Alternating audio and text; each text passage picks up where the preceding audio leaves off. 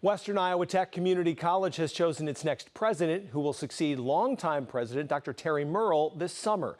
The college's board of directors chose Dr. Terry Lindsay of Albany, Georgia, as its next president. Dr. Lindsay comes to WIT from Albany State University, where he was a vice president for student affairs for nearly 6 years. He has 32 years of higher education experience and more than a decade of executive leadership. He also has previous experience in Iowa with a prior leadership role at Iowa Wesleyan University in Mount Pleasant.